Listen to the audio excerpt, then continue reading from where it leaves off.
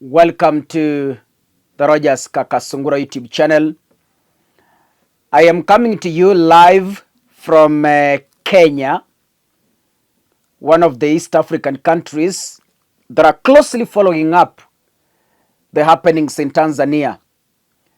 We really stand in solidarity with our friends in Tanzania because when I was reading the Tanzanian history, I came to discover for so many decades, Tanzania has never experienced such high-end protests.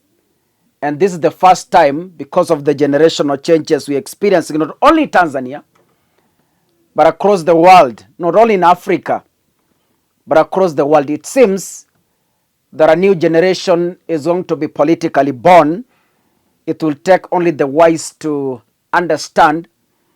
And maybe we have men of God who are really called by his name to tell us what is happening in the world. So far from this desk, there are about 8 things we know. We have closely followed what is happening in Tanzania. This is now the 3rd day. And as we speak, number 1, Samia Suluhu is still hiding for the 2nd day. Maybe it's the military that knows where she is, but kufikia sasa hajulikani mahali alipo.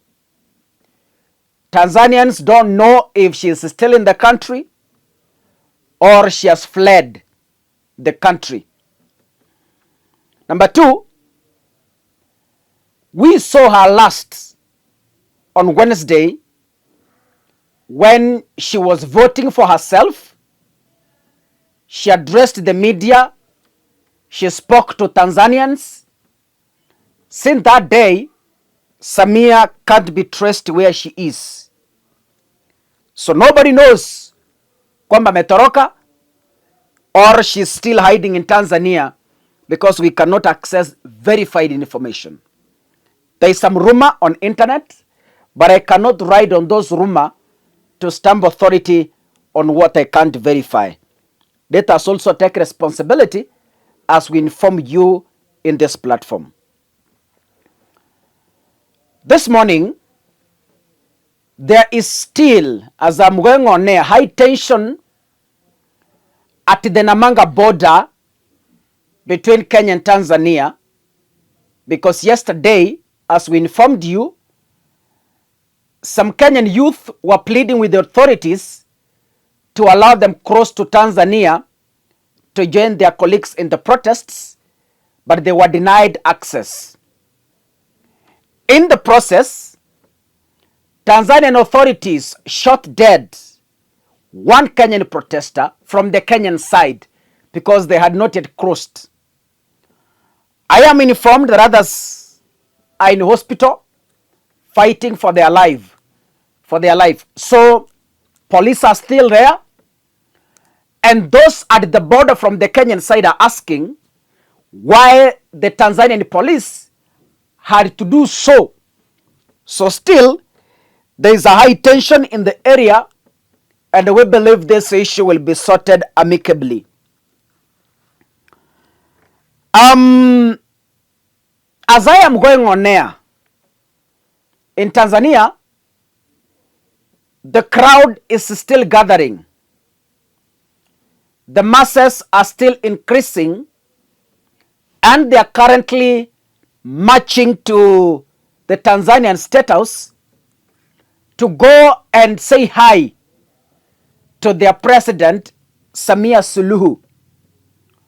So they are not even sure whether Samia Suluhu is in State House, as I told you, or she has fled. But wamesema their final destination itakuwa ni State House. The crowds are gathering. Protesters are increasing each and every minute. So we don't know how this will end, but how we pray that this one will end to bring victory to the people of the Republic of Tanzania. It is also confirmed that businesses owned by politicians who was supporting Samia Suluhu, I am told, including his chief advisor, the former Tanzanian president, Jakaya Kikwete, who has been her chief advisor. I am told the businesses owned by such politicians have been set on fire and others destroyed. We saw a bus station owned by one of the politicians was set on fire and buses were burnt down, completely burnt down. So their businesses, I have seen petrol stations being burnt, owned by politicians, and even the protesters looting gas cylinders. Number 6, as I am speaking, there are some Tanzanian celebrities who are being used as a campaign tool by the dictator. They have been doing posts about Samia, and others have been joining her campaigns. Others have been using their businesses to advertise her. As we speak, they have fled Tanzania because they have been marked as persons of interest by the protesters. Wametoroka Tanzania ili kujaribu kuokoa maisha yao. Their businesses have been also marked, so we don't know if they will also be invaded by the angry protesters.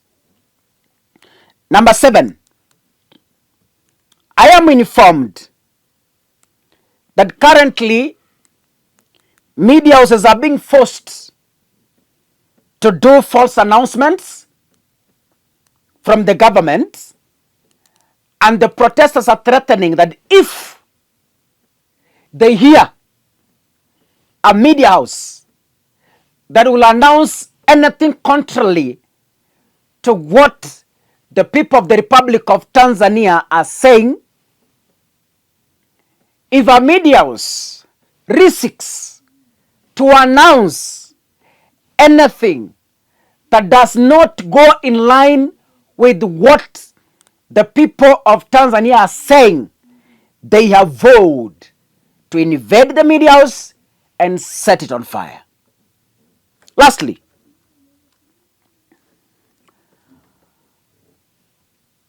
the AU and other envoys in Tanzania, including the US Embassy, have confirmed that yes, it's true, Tanzania did not hold a free and fair election. It has been confirmed. It is not a secret. It is something in the public domain, something in the media, that yes, it has been confirmed, because we saw protesters destroying ballot papers. We saw polling stations being vandalized. So there's a high possibility that a number of polling stations didn't tally their results. But the electoral body in Tanzania is saying that Samia is leading by 99.99%. This means what? The electoral body of Tanzania is committed to forcefully, against the will of the people, set to declare Samia Suluhu the duly elected president of Tanzania. That is the plan. Because as much as the ballot papers were destroyed, I am being informed that the electoral body is still counting votes. But the biggest question comes here. Counting votes from where and from who? Lastly, the people of Tanzania, there is one law amongst the 48 laws of power that says, crush your enemy completely. Waandamanaji wa Tanzania, mjue hivi, if if you let Samia survive, if you let her survive and take power, there are videos online on internet. I assure you, without fear of any contradiction, she will come for you. She will pick you one after the other and you disappear. The only weapon you have is to finish the mission today, tomorrow, or any other day. But Bora, you make sure that Samia has gone home forever. If she survives, hey, she will come for you. My fellow Tanzanians, keep subscribing to this channel, because as much as we're in Kenya, we also know what is happening around you. So if you're watching this, kindly make sure we reach 200,000 subscribers. As I inform you, Tanzanians, you can share my videos in Tanzanian groups or Tanzania. You can share my videos. So as I inform you, you also support me by subscribing. God bless you. I will keep updating you as I gather information from Tanzania. Asanteni sana.